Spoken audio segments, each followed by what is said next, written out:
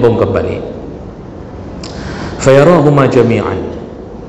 Jadi semua penduduk dalam kubur itu bisa melihat neraka dan surga. Artinya melihatnya saja, tapi nanti masuknya melalui proses. Tentu harus mendahului proses-proses yang telah ditentukan Allah, kiamat, kemudian ditiupan sangkakala, kiamat, mahsyar dan seterusnya. Inilah yang kita buang-buang waktu hari ini. Inilah yang orang hari ini tidak mau ke masjid, menghabiskan waktu di kedai-kedai kopi, menghabiskan waktu di jalanan yang tidak bermanfaat, lalu ketika mati dia menyesalinya. Alhamdulillah, Allah masih beri hidayah kepada kita, kekuatan menjalankan agama. Allah ringankan langkah. Allah buat bapa ibu betah mengaji, betah untuk mendengarkan kalimah demi kalimah dalam Al-Quran, dalam hadis. Ini hidayah terbesar kita. Karena sebagian orang Allah tidak beri hidayah. Assalamualaikum warahmatullahi wabarakatuh. Banyak sekali pertanyaan jamaah, Ustadz kasih kami channel untuk kajian anak-anak muda.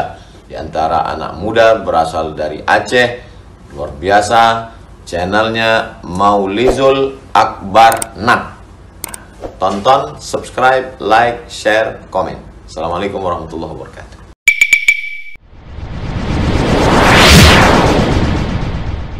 Waalaikumsalam. Ustaz Haji Hasan Hussein, Ustaz Kota Bogor.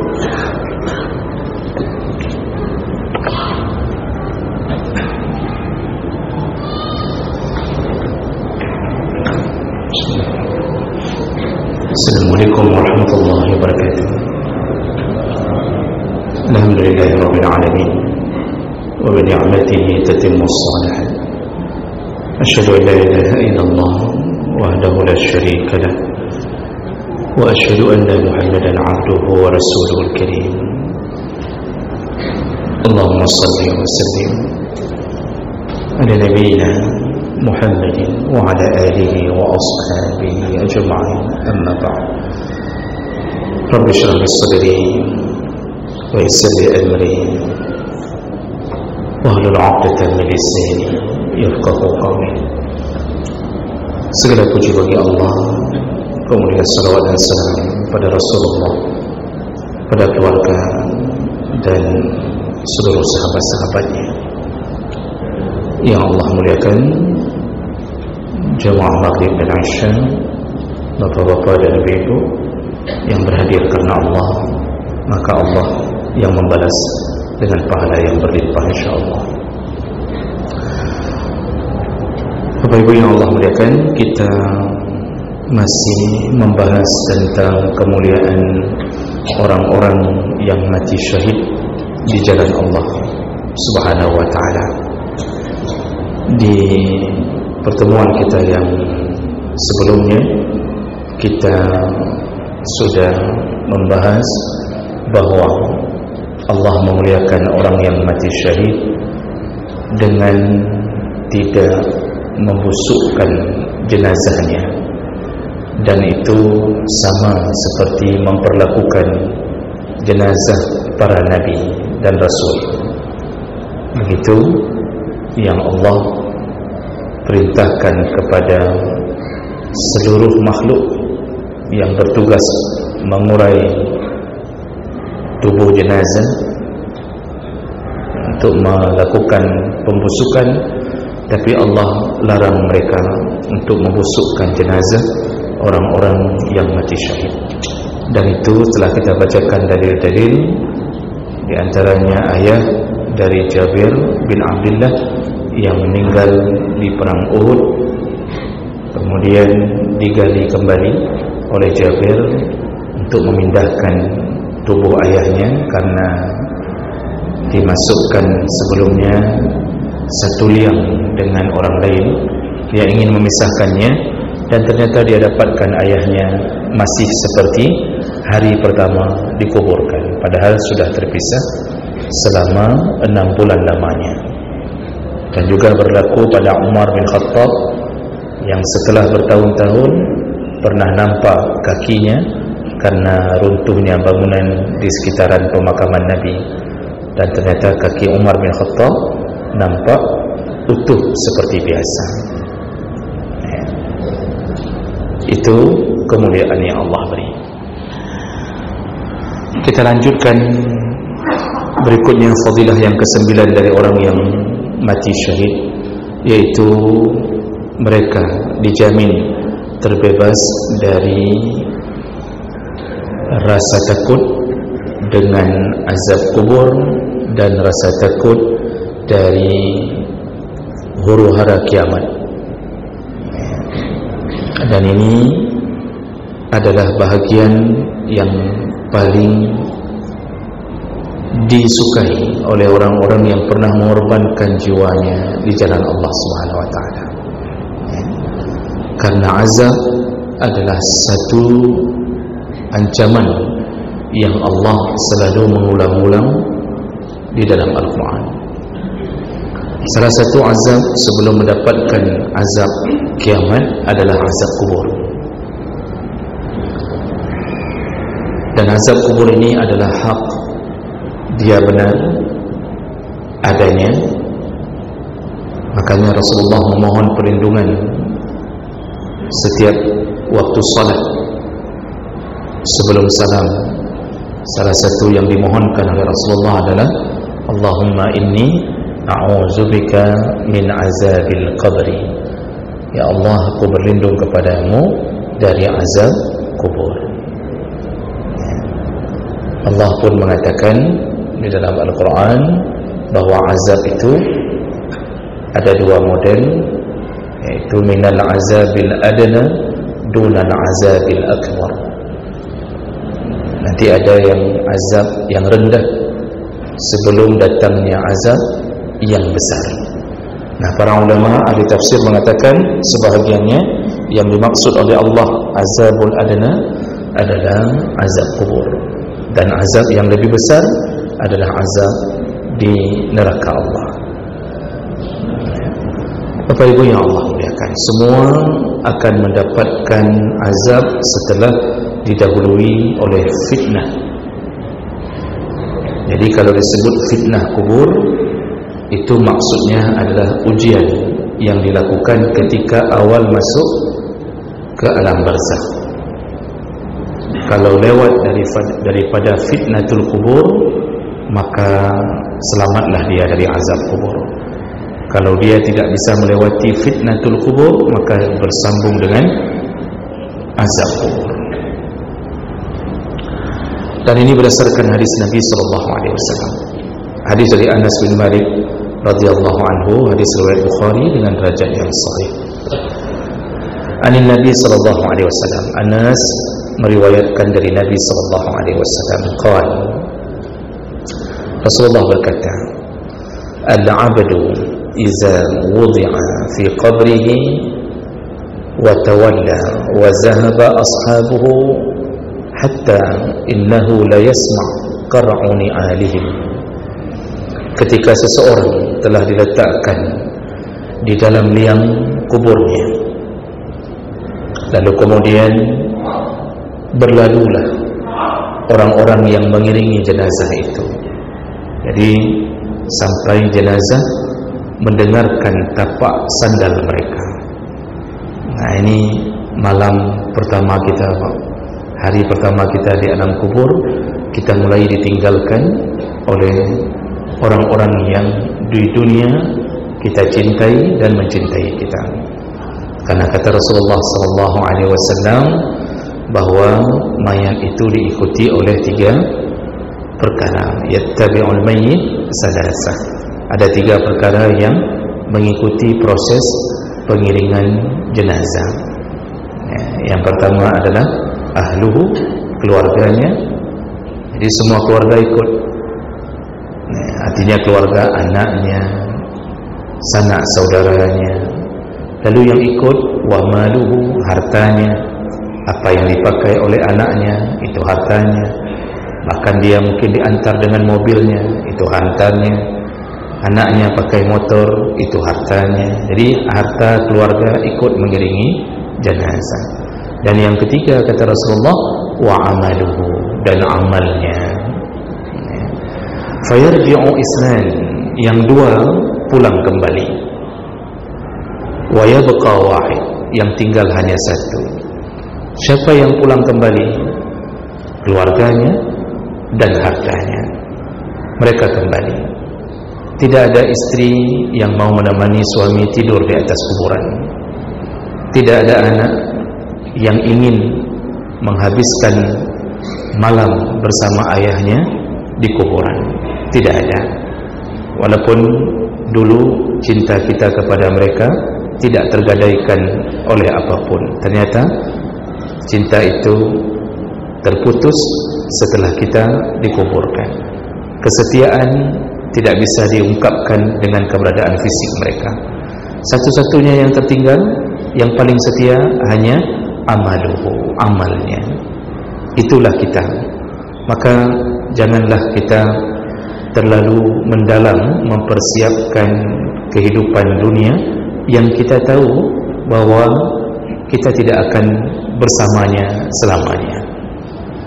Tapi persiapkanlah bekal yang kita tahu bahwa dia akan menemani kita sampai menuju ke akhirat nanti. Dan apa itu? Hanya amal. Makanya hadis ini tadi mengawali dengan menyebutkan kita akan mendengarkan tapak kaki atau suara sandal dari orang-orang yang menguburkan kita. Nanti dalam hadis yang lain 7 langkah. 7 langkah itu bahasa kiasan yang menyebutkan tentang begitu cepatnya proses fitnatul kubur. Cepat sekali proses itu terjadi. 7 langkah itu tidak mesti semua orang harus pergi dulu dari kuburan baru kemudian malaikat muncul untuk bertanya ujian di dalam kubur. Tidak. Itu bahasa ingin disebutkan begitu kaki sudah mulai melangkah 7 langkah, itu bahasa kiasan 7 di kalangan orang Arab itu artinya begitu cepatnya. Jadi walaupun ada orang yang di atas masih ada yang menemani, karena nanti ada model itu yang disewa untuk ngaji kuburan. Dan hal ini bagi sebahagian orang itu memahami kalau masih ada yang ngaji, malaikat tidak datang. Ini pemahaman ini melecehkan malaikat. Jadi seakan-akan ketika malaikat mau bertanya, dia lihat masih ada orang. Kalau masih ada orang jangan tanya dulu. Nah, itu yang dipermainkan kalimat ini oleh Aqil Siraj. Siapa? Said Aqil Siraj. Kan dia yang mengatakan kuburan Gus Dur sampai hari ini belum ditanya oleh malaikat. Silakan cek di YouTube Pak, pernyataan dia. Belum ditanya. Kuburan Gus Dur sampai hari ini belum ditanya. Kenapa? Tidak putus-putus orang di tempat itu. Itu pemahaman melecehkan malaikat. Padahal kalau kita baca tafsir hadisnya, bahasa meninggalkan itu bukan bahasan bahwa kalau ada orang tidak ditanya, tapi begitu cepatnya orang pertama mulai meninggalkan kubur, 7 langkah langsung malaikat hadir. Maka Nabi menyebutkan ketika dia mendengarkan orang-orang mulai bepergian meninggalkannya, lalu dia dengarkan suara sandalnya. Bisa bayangkan perasaan kita ditinggalkan oleh semua orang, berada di tengah-tengah kuburan yang kita di situ akan berada sendirian, ya, tanpa ada lagi bantal, tanpa ada guling. Kita tidak lagi bisa melihat dan menatap orang-orang yang kita cintai. Makanya tidak ada harapan lain, hanya memelihara yang terus bersama kita, yaitu amal saleh. Nah, apa yang terjadi ketika kaki-kaki mulai melangkah meninggalkan kubur? Atahu malakani, maka segeralah dua malaikat mendatanginya. Jadi muncul 2 malaikat, ya, yaitu Munkar dan Nakir. Fa'aqadahu, lalu dia didudukkan seperti pengadilan, didudukkan. Fayaqulani lahu, lalu 2 malaikat itu akan berkata kepadanya, ma kunta taqulu fi hadzal rajul Muhammad sallallahu alaihi wasallam. Malaikat akan bertanya, apa pandanganmu, pendapatmu tentang seorang yang bernama Muhammad sallallahu alaihi wasallam? Fayaqul, maka ruh dari orang mukmin akan menjawab, asyhadu annahu abdullah wa rasuluhu, aku bersaksi bahwa Muhammad adalah hamba Allah dan sekaligus rasulnya. Fayuqal, setelah dia menjawab itu, maka malaikat kemudian berkata kepadanya, undur ila maq'adika minan nar, sekarang lihatlah tempatmu yang seharusnya di neraka.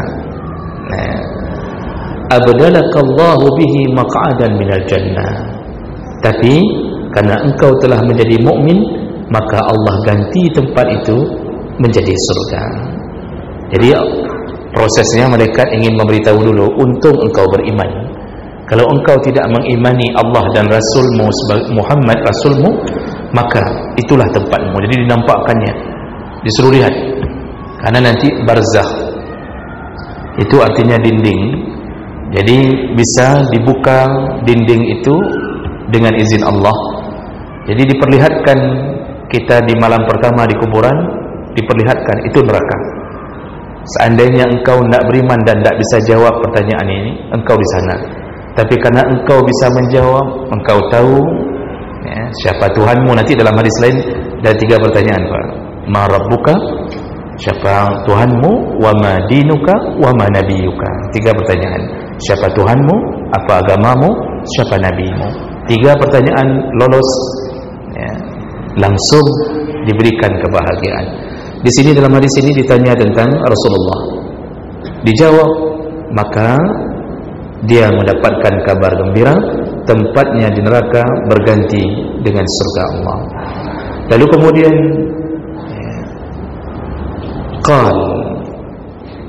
qala Nabi sallallahu alaihi wasallam, Nabi menyambung kembali, fayarahuma jami'an, jadi semua penduduk dalam kubur itu bisa melihat neraka dan surga.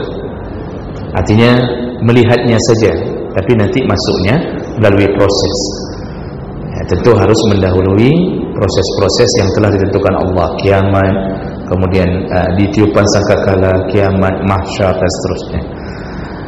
Lalu kemudian wa ammal kafir awil munafiq, kalau jenazah itu jenazahnya orang kafir atau munafik ya, munafik ini mengaku Islam tapi merongrong Islam ya, tentu yang dimaksud di sini adalah munafik akidah, karena di masa Nabi itu munafik akidah yang menjadi pentolan-pentolan musuh Nabi, merongrong dari dalam itu munafik akidah ya, yaitu Abdullah bin Ubay dan kawan-kawan.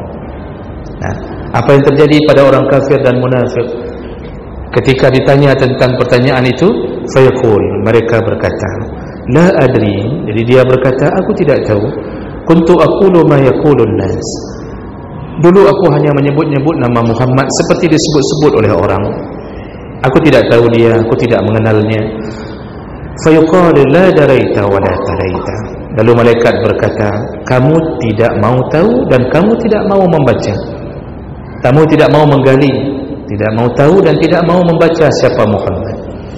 Summa yudrabu bimitraqatin min hadidin, lalu kemudian ketika jawaban tidak tahu itu muncul, maka dipukullah orang jenazahnya atau ruh orang kafir dengan orang munafik bimitraqah, dengan palu.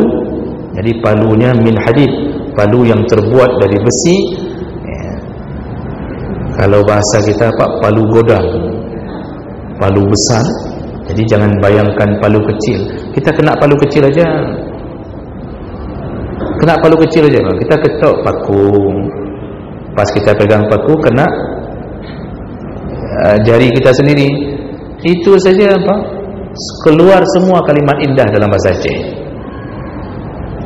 Itu belum kita lihat berdarahnya kuku, kemudian bengkaknya sampai seminggu, kemudian tidak bisa makan, tidak bisa cebok, macam model. Itu baru kena palu kecil. Kalau kena palu malaikat, apa yang terjadi? Sekali pukul, darbatan baina uzunaihi fayasihu sayhatan yasma'uha may yalihi illa saqalain. Ketika dipukul tersebut, maka dia akan berteriak sekencang-kencangnya menahan sakitnya, yang kalau suara itu keluar maka akan didengarkan oleh seluruh penduduk bumi kecuali as-saqalain, iaitu manusia dan jin. Jadi saking kencangnya suara, rasa sakit mendapatkan pukulan dari palu tadi, itu didengarkan oleh binatang, didengarkan oleh anjing, kucing. Yang enggak bisa dengar yaitu manusia dan jin. Jadi tidak diizinkan untuk diperdengarkan itu. Makanya banyak hadis yang menyebutkan kuda Nabi mendengarkan azab kubur. Kadang-kadang anjing yang berjalan di area-area pekuburan orang kafir menangis, melonglong.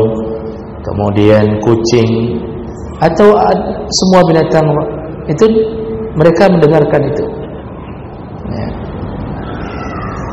Kita tidak diizinkan mendengar. Kenapa? Para ulama menjawab, Allah menginginkan kita masuk surga bukan karena takut dengan suara itu, tapi karena beriman kepada Allah Subhanahu wa taala. Karena kalau diperdengarkan suara itu semua taubat. Ini kita sedang duduk di masjid, samping ada kuburan orang tidak salat. Contoh, atau kuburan orang kafir. Begitu disiksa, satu masjid terdengar suara orang melolong. Itu taubat semua, tapi taubatnya bukan karena Allah, taubat karena suara itu. Maka itu tidak bisa menjadi batu ujian iman. Tapi yakinlah ini membahayakan kondisi berada di kuburan. Maka azab kubur itu ada, azab kubur itu benar adanya. Berhati-hatilah dengan perkara ini. Jadi sebelum kita dihantam dengan azab yang lebih dahsyat, maka orang-orang juga akan mendapatkan azab di alam barzahnya. Nah, di antara orang-orang yang selamat dari azab kubur ini tentu adalah orang-orang yang beriman secara umum, tapi ada orang-orang khusus yang telah dijamin tidak akan mendapatkan azab kubur. Salah satunya adalah para syuhada. Jadi orang-orang syahid ini Masya Allah menahan sakit di dunia dengan luka yang dipenuhi dengan sabetan pedang, tapi Masya Allah setelah itu mereka terus mendapatkan kebahagiaan. Salah satunya dijamin tidak akan mendapatkan azab kubur. Dan ini berdasarkan beberapa hadis Nabi. Salah satunya Anil Miqdam bin Ma'di Karibin qala Rasulullah sallallahu alaihi wasallam, Rasulullah berkata, sittu khisalin yughfar lahu lisyahid indallahi sittu khisalin. Orang syahid itu mendapatkan 6 perkara dari Allah, yaitu yang pertama, yughfar lahu fi awwali daf'atin, diampunkan dosa-dosanya dari darah pertama yang menetes dari lukanya. Itu sudah kita jelaskan. Wa yara maq'adahu minal jannah. Yang kedua, dia akan dinampakkan ketika proses sakaratul maut sampai di alam barzakh, dia dinampakkan tempatnya di surga. Kita juga sudah jelaskan bahwa orang mati syahid itu ruhnya diberikan tempat yang istimewa di dalam perut seekor burung yang berterbangan di antara tiang-tiang surga. Jadi mereka berkeliling melihat-lihat surga sebelum mendapatkan nikmat yang sebenarnya. Itu saja sudah nikmat. Lalu kemudian wa yujaru min azabil qabri. Di sini Nabi mengatakan Allah berikan kepada orang yang syahid, yaitu dibebaskan dari azab kubur, dan sekaligus diberikan yang keempat wa ya'man minal faz'il akbar. Lalu kemudian dia akan aman atau tidak akan merasa takut dari kegoncangan yang besar, al-faz' al-akbar. Apa kegoncangan yang besar? Hari huru-hara, yaitu hari kiamat dan di padang mahsyar. Nah, jadi dari alam kubur itu sudah dipelihara Allah. Bapak Ibu yang Allah muliakan, kalau azab kubur dia tidak dapatkan, maka selamatlah dia sampai ke jalan-jalan berikutnya sampai menuju surga. Kalau azab kubur sudah didapatkan, dipastikan azab neraka pun dapat. Jadi tidak ada model proses siksa azab kubur aja, nanti tidak ada nerakanya lagi, tidak ada. Ini tidak ada proses kamu di azab kubur saja, nanti di neraka tidak usah lagi. Sekarang saja tidak ada. Orang yang dapat azab kubur itu azab pemanasan sebelum dapat azab yang sebenarnya. Lepas dari azab kubur, lepaslah sampai seluruh azabnya sampai ke surga. Maka itu awal kita dimulai kebahagiaan atau penderitaan. Maka sebenarnya manusia ini kan hidup di atas ujian. Kapan kita mulai bahagia pertama? Ketika mati. Bagi siapa? Bagi mukmin. Itu mulai bahagia tuh, istirahat, nunggu-nunggu kapan tiupan sangkakala, diberikan fasilitas surga. Nanti dalam hadis riwayat Ahmad bin Hanbal, Nabi menyebutkan dia akan diturunkan spring bed dari surga, lalu diberikan makanan dari surga, diberi minuman, lalu amal salehnya akan dirubah Allah menjadi makhluk yang begitu indah, tampan, wangi, bercahaya. Lalu kemudian kita akan bertanya, man anta, siapa engkau? Dia menjawab, akulah amal salehmu di dunia. Dialah yang menemani kita. Istri kita di mana Pak? Saat itu sudah kawin lagi. Padahal kita sudah bilang nyomati dong kamu kawin li. Tapi dia kawin lagi. Siapa yang mau tahan? Rezeki tak ada, belanja tak ada. Anak kita, jangan harap anak kita akan mengenang-enang nama abinya. Dia akan terus bersama foto ayahnya. Tidak. Mungkin suami baru dari ibunya lebih baik daripada kita, lebih dermawan daripada kita. Kita create, subhanallah. Mungkin kita tidak pernah kasih angpau, tidak pernah kasih hadiah. Rupanya bapak barunya lebih baik. Maka foto kita tidak pernah dilihatnya, bahkan telah penuh dengan debu, tidak ada yang mengelapnya. Maka jangan terlalu berharap dari kasih sayang manusia. Amal saleh yang paling setia kepada kita. Jadi Bapak Ibu yang Allah muliakan, ini orang-orang mukmin beristirahat dari mulai alam kematian, setelah kematian sampai ke surga, itu sudah waktu istirahat terus itu. Jadi kita berjuang di sini hanya 50 tahun, 60 tahun, itu pun potong masa balik. Inilah perjuangan kita. Inilah yang kita buang-buang waktu hari ini. Inilah yang orang hari ini tidak mau ke masjid, menghabiskan waktu di kedai-kedai kopi, menghabiskan waktu di jalanan yang tidak bermanfaat, lalu ketika mati dia menyesalinya. Alhamdulillah Allah masih beri hidayah kepada kita, kekuatan menjalankan agama. Allah ringankan langkah. Allah buat bapak ibu betah mengaji, betah untuk mendengarkan kalimah demi kalimah dalam Al-Quran, dalam hadis. Ini hidayah terbesar kita. Karena sebagian orang Allah tidak beri hidayah. Mereka sanggup keliling dimanapun mereka sanggup pergi, kecuali masjid. Mahasiswa-mahasiswa hari ini, Masya Allah, itu kalau bergabung dengan tim-tim atau kelompok pendaki gunung, seluruh gunung dia taklukkan. Turun dari Gunung Loser, dia pergi ke gunung yang lain. Gunung Himalaya sudah, Kalimanjaro sudah, Gunung Salak pun sudah dia taklukkan. Itu semua sudah. Yang tidak pernah nampak di mana? Di masjid. Kebodohan yang nyata. Maka jemaah melakukan Allah Subhanahu Wa Taala. Orang-orang yang hari ini meninggal dalam keadaan bermaksiat atau menjadi kafir atau munafik, maka kematiannya adalah awal daripada penderitaannya. Jadi beda dengan mukmin. Orang yang ahli maksiat mati awal penderitaannya. Jadi jemaah melakukan Allah, mereka tidak berhenti. Nanti di dalam hadis yang lain akan disebutkan bahawa azab yang diberikan kepada orang-orang kafir, munafik, dari mulai di alam barzahnya itu tidak berhenti sampai datangnya hari kiamat. Tidak berhenti, terus setiap hari. Kalau kita baca kitab fikih, sepakat seluruh ulama fikih menyatakan bahawa dilarang menguburkan jenazah mukmin di pekuburan orang kafir. Dilarang. Tidak boleh menguburkan jenazah seorang mukmin di pekuburan orang kafir. Tidak boleh dicampur. Kenapa? Ternyata salah satu alasannya, apa yang dirasakan azab oleh orang kafir, maka suara siksaan akan menyebabkan terganggunya orang-orang mukmin yang telah meninggal dunia. Itu yang disebutkan salah satu hikmahnya. Ya, jadi tidak izinkan. Jadi jangan aneh manusia ini kalau tidak beralas agama. Itu taman makam pahlawan.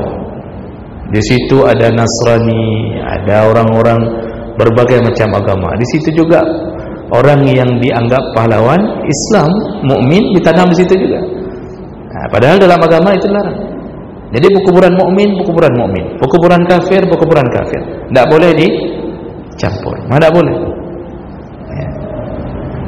Ini akibat hadis-hadis yang menerangkan tentang azab kubur. Itu yang disebutkan oleh para ulama. Semua melarangnya. Jadi bayangkan, di azab kubur tidak pernah berhenti, masuk kiamat, lalu menanti azab di padang mahsyar, lalu masuk lagi ke alam berikutnya sampai ke neraka. Tidak ada istirahatnya. Maka menyesallah mereka di saat mereka tidak mengakui Allah sebagai Tuhannya, dan di saat mereka tidak mengenal Nabi Muhammad sebagai nabinya. Nah, jemaah melakukan Allah Subhanahu wa taala. Jadi orang syahid, salah satu yang dimuliakan, tidak akan mendapatkan azab kubur, juga akan aman di padang mahsyar nantinya dari semua rasa ketakutan. Kalau kita nanti melihat banyak hadis, ada beberapa kategori lain orang yang terhindar dan dijamin terbebas dari azab kubur. Di antaranya orang-orang yang senantiasa berdawam istiqamah dengan surah Al-Mulk yang dibaca setiap malam sebelum tidurnya.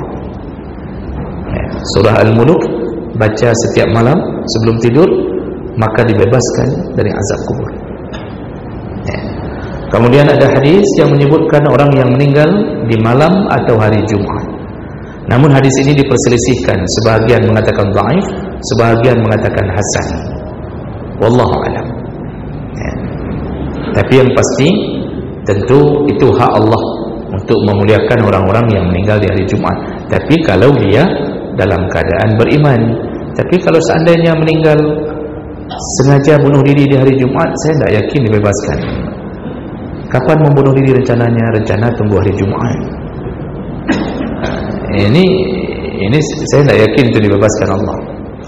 Dan itu pun yang menyatakan hadis itu hasan, mereka berselisih lagi, hanya dibebaskan di hari Jumat saja dari azab, atau gara-gara meninggal hari Jumat dibebaskan seluruh azab kubur. Itu terjadi lagi perbedaan pandangan. Dan ini tidak bisa ditemukan jawaban kecuali orang yang sudah mati di hari Jumat bangkit kembali. Artinya baru kita tahu yang sebenarnya, apakah dibebaskan di hari Jumat saja dari azab kubur atau dibebaskan keseluruhan. Wallahu a'lam. Kita tidak bisa jawab itu dengan pasti. Nanti ada hadis juga yang menyebutkan orang-orang yang menjadi ribat. Ribat itu berjaga-jaga di medan jihad, tidak tidur, mata bengkak, berjaga-jaga musuh. Lalu mereka mungkin bisa jadi meninggal kelelahan walaupun tidak tertancap panah, tidak tertancap tombak, tidak tertembus peluru, tapi mata mereka berjaga-jaga musuh. Itu disebut pasukan ribat yang berjaga-jaga. Mereka juga aman dari azab kubur dengan kelelahan mereka. Dan juga disebutkan orang-orang yang senantiasa berdoa sebelum salam, seperti kita sebutkan tadi. Kan Nabi selalu berlindung dari 4 perkara. Jadi sebelum Assalamualaikum, setelah mengucapkan fil alamin innaka hamidum majid dalam satu versi, dalam versi lain innaka hamidum majid saja, itu jangan terburu-buru untuk salam. Mohonlah kepada Allah 4 perkara. Itu yang Nabi ajarkan. Allahumma inni a'udzubika min azabil qabri wa fitnatil mahya wal mamat wa min syarri fitnatil masihid dajjal. Apa yang tinggal ini? Wa min azabin nar. Lalu kemudian wa min syarri fitnatil masihid dajjal. 4 perkara. Jangan putus bapak ibu, ucapkan ini sebelum salam. Jadi jangan buru-buru salam. Yang tak bisa hafal apa solusinya? Ya hafal lah. Memang ada solusi lain. Masa yang tak bisa hafal suruh sedekah? Tak ada. Hafal itu. Jadi dia ada beberapa versi doa, tapi yang paling masyhur doa ini Nabi suruh ucapkan, berlindunglah dari azab kubur, azab kemudian dari fitnah hidup dan fitnah mati, lalu dari azab neraka, dari azab dari fitnahnya Dajjal. Ya, jadi minta setiap salat, baik salat wajib maupun salat sunnah, itu salah satu yang dijamin akan terbebas dari azab kubur. Karena begitu Allah terima doa itu, insya-Allah kita tidak kena azab kubur. Karena Allah tidak akan melanggar janji. Doa Allah yang suruh, maka Allah yang terima. Ud'uni astajib lakum. Jadi indah sekali agama ini, memohon kepada pencipta, jangan azab kami di kubur ya Allah. Berapa kali kita minta Pak? Kalau 5 waktu saja kita ucapkan itu sudah 5 kali sehari, belum salat qabliyah, belum salat sunnah, yang salat duha, kemudian salat tahajud, salat witir, macam-macam. Itu mungkin kita bisa minta sama Allah sampai belasan kali. Itu satu hari. Mungkinkah Allah tak terima? Tidak mungkin, kecuali kita punya penghalang. Apa penghalangnya? Salah satunya makan haram. Baju yang kita beli dari hasil kerja haram, ya. Kemudian makanan yang kita makan hasil kerja haram. Hasil kerja melakukan khianat dari pekerjaan. Gaji sudah diberi, tetap minta uang rokok. Ini tidak diterima doanya. Gaji 3,5 juta. Setiap ada yang ngurus sesuatu, minta uang rokok. Orang-orang yang jualan makan haram hari ini, apa yang terbaru? Kebodohan merajalela di kota Al-Ismawi. Itu sudah mulai dibawa mesin boneka capit. Entah dari mana Yahudi turun ke sini, ya, itu menebarkan boneka capit itu di hampir semua warung-warung, toko-toko. Padahal fatwa MUI sudah berapa tahun telah menyebutkan bahwa di Indonesia fatwa MUI sudah keluar itu haram, itu permainan judi, di situ ada unsur gharar, ya, ketidakjelasan. Jadi spekulan, permainannya spekulan, antara kita menang atau dia yang menang, antara kita yang beruntung atau dia beruntung. Hukumnya haram. Maka bodoh sekali orang-orang yang hari ini biasanya di warungnya dia dapat harta halal, ya, kadang-kadang dia jualan semangka satu Pak 2.000, berarti dapat laba 1.500. Kan begitu contohnya, dipotongnya nanas, ya, itu dapat hal-hal yang halal, berkah. Gara-gara boneka capit itu dia makan haram. Maka semua yang punya warung kabarkan Pak, itu haram, dan itu sudah lama difatwakan, dan itu judi. Itu judi. Ya. Di beberapa kampung, kemana siapa yang posting? Ada kampung yang camatnya dengan pak kecilnya sudah membuat surat tidak boleh ada. Saya tidak tahu di kampung ini sudah dibuat atau belum. Karena ada sebahagian kadang-kadang tidak peduli, makan kadang-kadang boneka capit itu kasih persen untuk pak kecilnya yang paling palung. Ini kasih tahu Pak, karena kita nak mungkin kasih tahu ke semua orang. Mungkin bapak yang punya kenalan, punya itu, lakukan ini haram. Jadi ini tidak terima doa. Beribu kali boleh berdoa, tidak diterima. Model-model makan haram dengan cara apapun. Nah, oleh karena itu kalau tidak ada penghalang doa, insya-Allah kita terbebas dari azab kubur. Orang yang syahid, kenapa bisa sampai dimuliakan? Azab kubur pun dia tidak boleh disentuh. Pernah ditanya dari hadis riwayat An-Nasa'i dengan derajat yang sahih, an Rashid bin Sa'ad, hadis dari Rashid bin Sa'ad, an rajulin min ashabin Nabi sallallahu alaihi wasallam, ada seseorang dari sahabat Nabi sallallahu alaihi wasallam, anna rajulan qala, yang mengatakan bahwa seseorang pernah bertanya kepada Nabi, ya Rasulullah, wahai Rasulullah, ma balul mu'minin yuftanuna fi quburihim illa syahida. Ada apa ya Rasulullah, kenapa orang-orang mukmin itu ditanya di kuburan kecuali orang yang mati syahid? Berarti orang mati syahid pun dalam hadis ini kemungkinan besar jangankan diazab, ditanya pun tidak. Karena kesyahidan itu menunjukkan iman mereka. Jadi bahasa hadis ini menyebutkan, ada yang bertanya ke Rasulullah bahwa kenapa orang mukmin itu ditanya, karena semua mukmin kafir ditanya, yang mukmin selamat, yang kafir tidak selamat. Tapi syahid tidak diperlakukan begitu oleh Allah. Apa jawaban Nabi? Nabi berkata, kafa bibariqatis suyuf ala ra'sihi fitnah. Kata Rasulullah, mereka tidak lagi ditanya karena kilatan pedang sudah cukup menjadi ujian bagi mereka. Jadi tidak diuji lagi, kilatan pedang sudah cukup menjadi ujian bagi mereka.